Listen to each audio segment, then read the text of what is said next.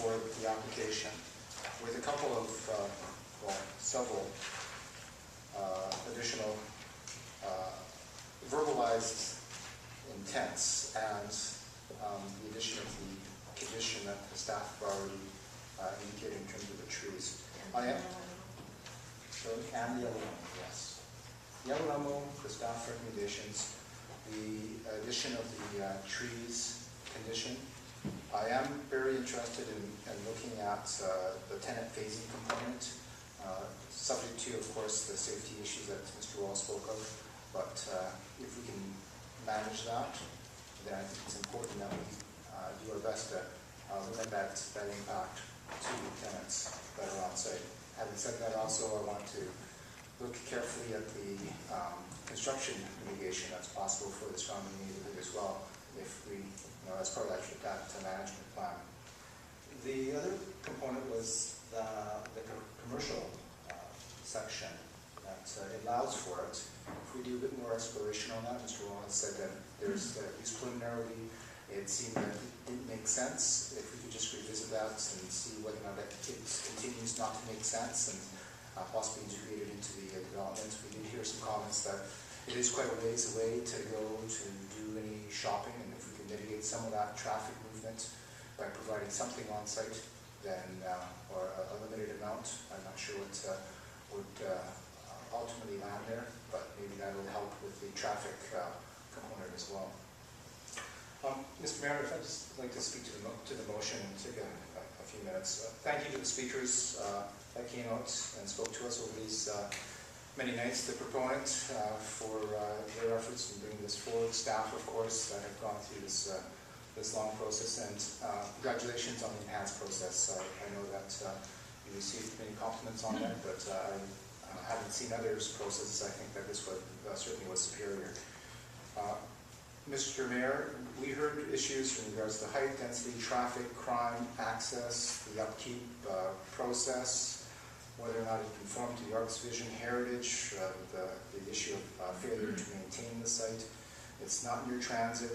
Why are we doing this since Candy Street is only 6 stories? It's not affordable, local impacts. We heard about duck hunting from one person.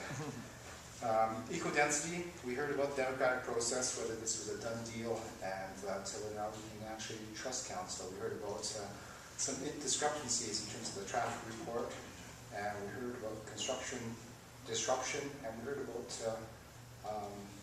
high-rise development and the phasing of this development. All these things, I think, are important for us to deal with, and I'm satisfied at this point that staff have explained that much of this can work within this context.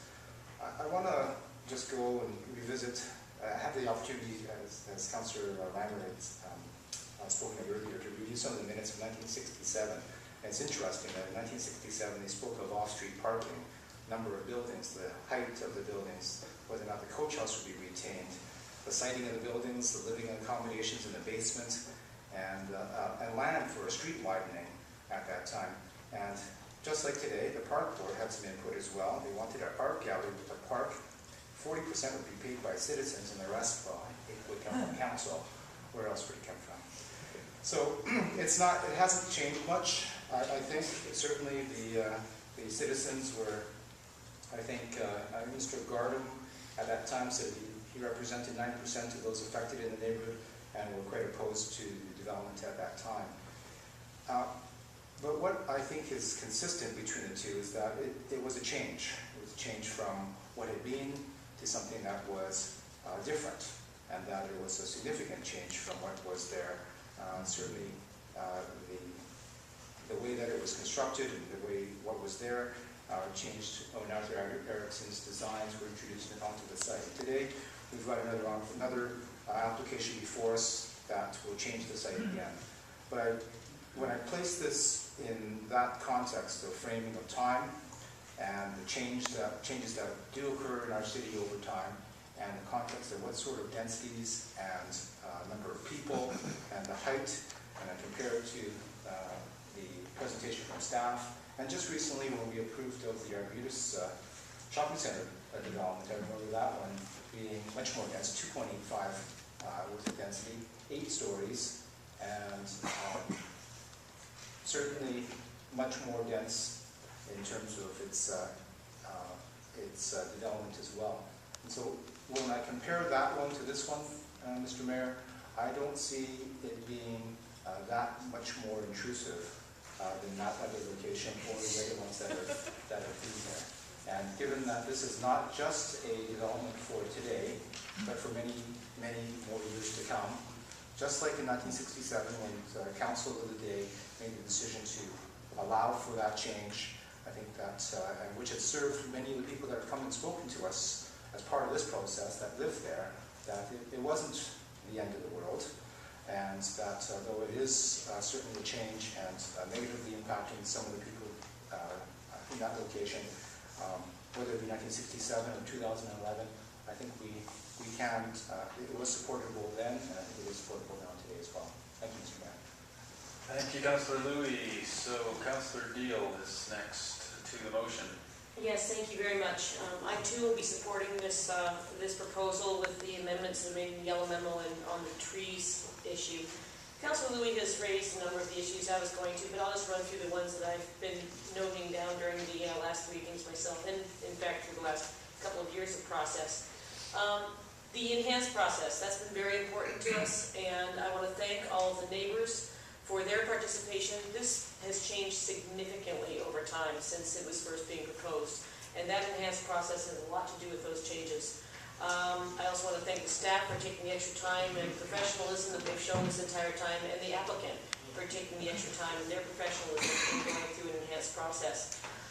The issues we've heard a lot about, as Councillor Louie again has said, are with the traffic issues, and that is something that we often hear a lot about when there are these changes, and this is a significant change, and I'm not surprised people are concerned about it. So we've heard that there is a good traffic study that's been done, and there'll be traffic monitoring, but I'm just hoping that the staff can indicate that there will be ongoing monitoring, and if there's any changes that need to be made in the future, we do that in many neighborhoods throughout the city. Okay, I'm getting the nod there, because I think it is worth monitoring. But I've checked the bus schedule, and during busy times of the day, it runs between every 4 minutes and every 10 minutes. You see a lot of buses out of service because it's on the way to the bus barn. So those are the buses coming up the other routes on their way back to the barn.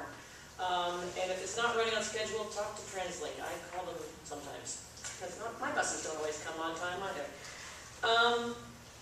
In terms of the construction impact, that was one of my concerns. We've heard a little bit more about the staging and the construction plan to minimize the impact on the neighbors adjacent, many of whom have spoken here during this public hearing.